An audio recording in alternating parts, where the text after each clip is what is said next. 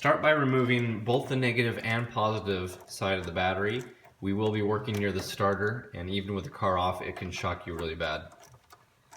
For most factory batteries, it's going to be an 8mm socket. However, if your car has had a new cable ends put on before, it may be a different size, and that's pretty common. So next is we're unbolting the mid pipe to the catback. You want to put some nice rags over your exhaust tips, because as we disconnect this, the exhaust can move around and you don't want to mark up your bumper. Now we're going to lift the car into the air on the front. So we came in with our jack here towards the back and lifted up so that we had room to place our jack stand. You want to make sure that it's cradling this beam perfectly, and you do want it up pretty high and pretty far forward on that beam. Now we're going to go around to the other side and put another jack stand in that same place.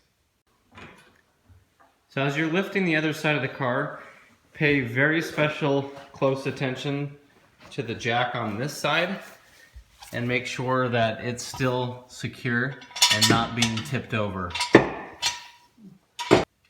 On each side of the car, the exhaust goes up to the exhaust manifolds, and you have two 15mm bolts. So we're accessing these using a long extension and a 15mm socket. So there's two of them on each side, and I highly recommend shooting some liquid wrench on these bolts first and letting them soak for a minute. It really helps out. So you got two on each side that we'll be going after. To make it easier, instead of unscrewing these O2 sensors, you can simply just unplug them. So you push down on the tab and then pull them apart. And sometimes it helps to put a screwdriver between it and pry it if you need to. So you want to do that to the O2 sensors on both sides here.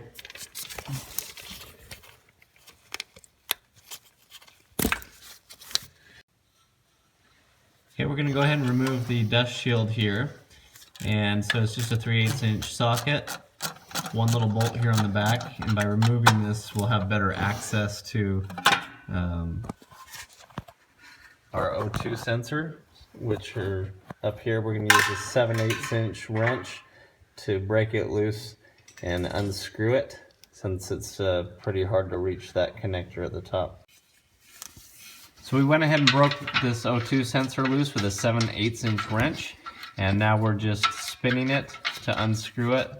If you're careful not to bind the wires too much, you can just unscrew it and it will come out. Okay, go ahead and break the passenger side O2 sensor loose up on the front.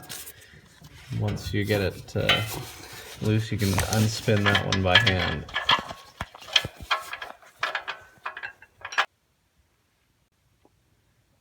So next, to get the exhaust nuts on the passenger side, we're using a long extension with a swivel in order to get the right angle, and then a deep socket to go over the stud.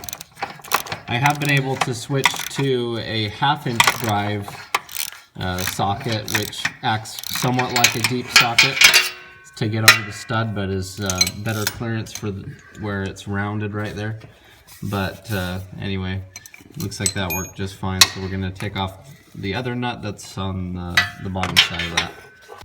Next, we're unbolting the exhaust where the mid pipe meets the catback.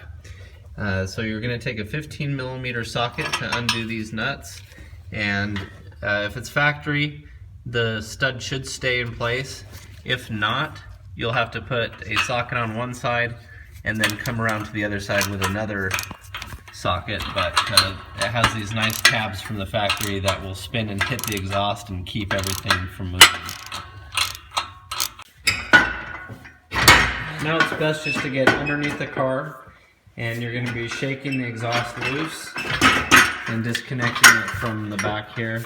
Put your foot on a muffler if you need to kind of separate everything. But it might take some shaking, but you're just going to basically drop it straight down. So now you'll just drop this down out of the way. You might have to shake it around, and then you can just work your way back and slide yourself out from underneath the car with it. Wherever possible, I like to put the nuts back onto studs so that you don't lose them, and it's easier to keep track of where everything goes that way. Next, we're ready to lift the exhaust up into place. Just make sure your exhaust gasket is up in there. We've put a piece of electrical tape up in there to hold it in place.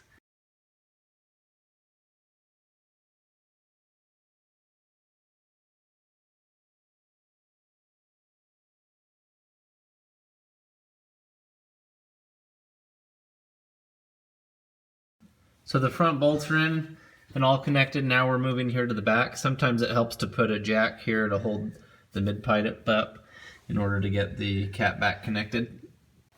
Next, we're going to connect the rear O2 sensors. And so we're just plugging these back in.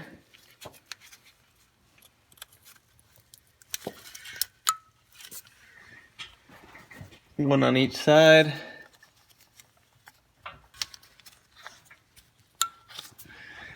And then for the fronts, a little trick I like to use is to twist them counterclockwise so that the wires bind up the incorrect way, and then when you go to put them and screw them back into these holes, the wires should end up straight.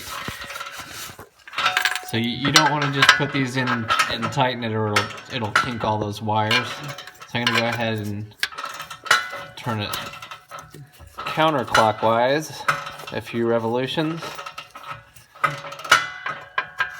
put it in, and then as it straightens out, your wires will be straight. Then take your 7/8 inch wrench and finish tightening these O2 sensors back down.